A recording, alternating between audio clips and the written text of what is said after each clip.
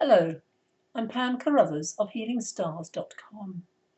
This is the chart for the full moon, 12th of May 2025, set for London, British summertime, almost 6 p.m. tonight. And a full moon, we see it really for like 3 days. It doesn't disappear overnight. And I use whole signs to represent the houses.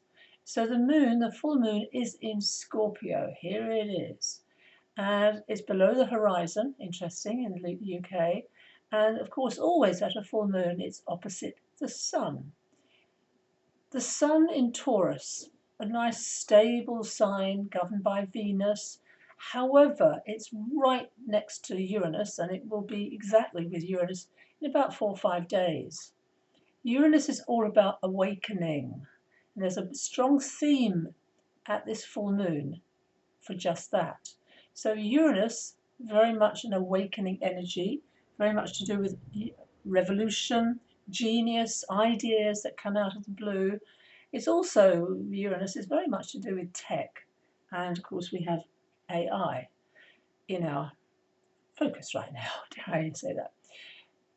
Scorpio is ruled by Mars, traditionally. Here's Mars in Leo, a sign it's very happy in. It likes it. And it's also connecting very strongly in a very positive way with Venus, the ruler of this particular chart. Mars in Leo is leadership. It's really connects to the royalty, the king, what is it that governs people, that draws them forward, that gets them behind an idea. Pluto, the more traditional, used now, Pluto is the ruler of Scorpio, is in a very difficult relationship to Mercury. It's really exact. Pluto represents buried power. So this is very much, when the sun is strong, and the moon is very strong here, is about power, your personal power.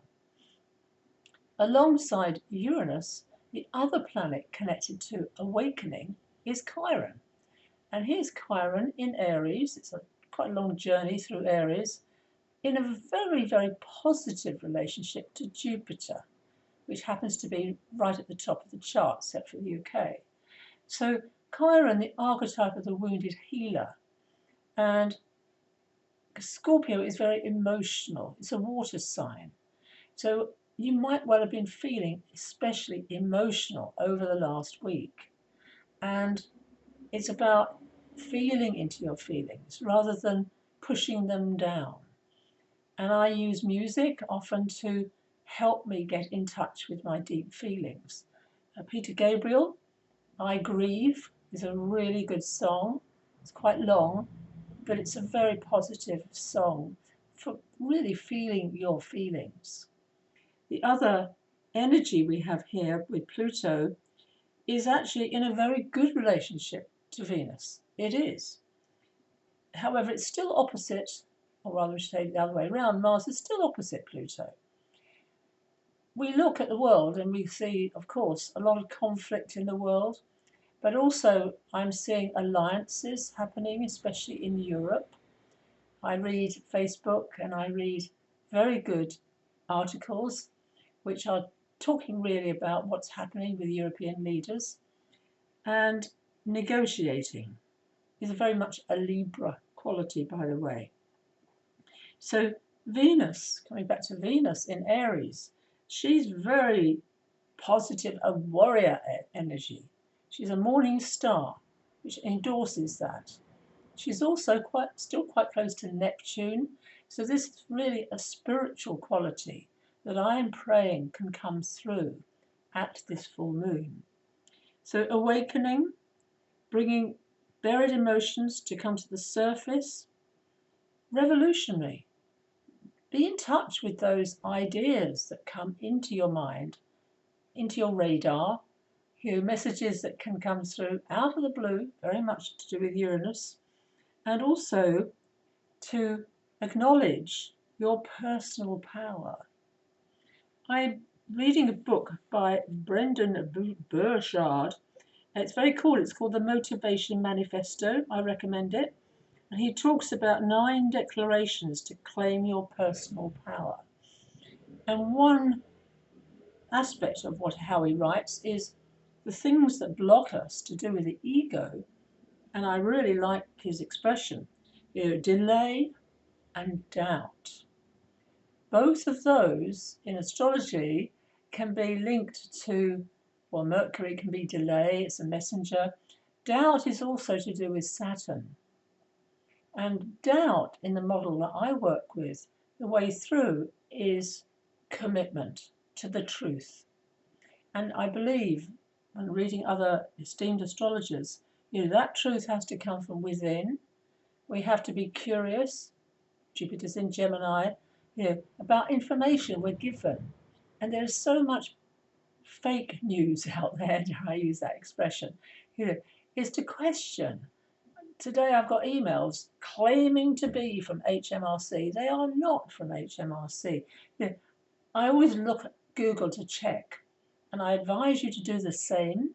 Neptune is very involved with scandals and scams, so it is relevant at this full moon. Anything else?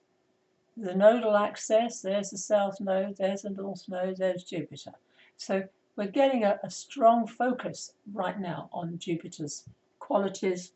And in Gemini, it's all about thinking critically, being curious about the information that comes to you. So to sum up, access your buried emotions, allow them to come to the surface, take time out, especially of course in nature. I also recommend echinacea, a homeopathic remedy for grief. It's extremely good. And be aware that not a lot of people know this, but if you were born in the last century, more than likely you will have a planet in Scorpio. So it might well be activated at this full moon. Please look at my website, healingstars.com, and I've also just published a very relevant article, short video, on the chart of the new Pope, Pope Leo, from the Vedic perspective. And the Vedic system is what I use with clients because it goes deeper. It's the actual constellations. I'll give you a taster in a moment if I can manage to do this. I just pause my video. So here is the Vedic chart of this full moon. As you can see, it is Libra rising, the same, it is. There's the moon in Libra, to do with relationships, and the sun in Aries now. Everything goes back 23 degrees.